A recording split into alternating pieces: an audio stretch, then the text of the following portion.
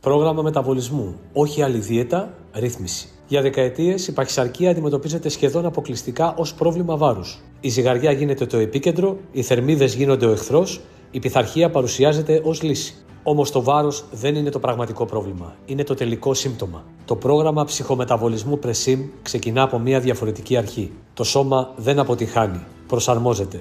Το βάρος είναι αποτέλεσμα, όχι αιτία. Το ανθρώπινο σώμα ρυθμίζεται από πολύπλοκα συστήματα. Ορμονικά, νευρικά, μεταβολικά, ψυχολογικά. Όταν αυτά τα συστήματα βρίσκονται σε χρόνια κατάσταση στρες, ο εγκέφαλος λαμβάνει ένα ξεκάθαρο μήνυμα.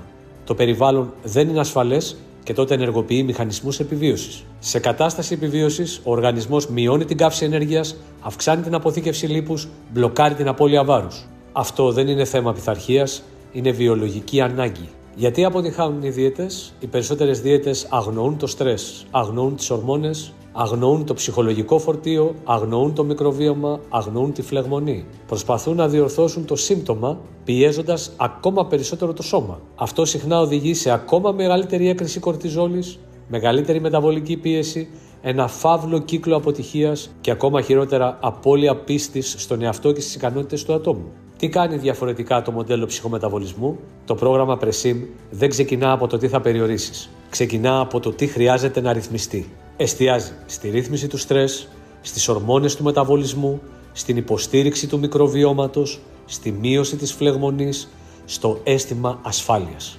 Γιατί όταν ο εγκέφαλος νιώσει ασφάλεια, τότε ξεκλειδώνει το μεταβολισμό, επιτρέπει την απώλεια βάρους, συνεργάζεται, σταματά να αντιστέκεται. Έτσι, το βάρος αλλάζει ως φυσικό επακόλουθο. Από την ενοχή στη γνώση, από τη σύγκρουση στη συνεργασία. Ένα από τα πιο σημαντικά στοιχεία του ψυχομεταβολισμού είναι ότι απομακρύνει την ενοχή, αποκαθιστά την κατανόηση, ενισχύει την αυτοαποτελεσματικότητα του ατόμου. Όταν ο άνθρωπος καταλάβει ότι δεν είμαι χαλασμένος, το σώμα μου απλά προσπαθεί να με προστατεύσει, τότε μειώνεται το στρες, αλλάζει η σχέση με το φαγητό και ανοίγει ο δρόμος για πραγματική αλλαγή. Συμπέρασμα. Η παχυσαρκία δεν είναι αποτυχία χαρακτήρα.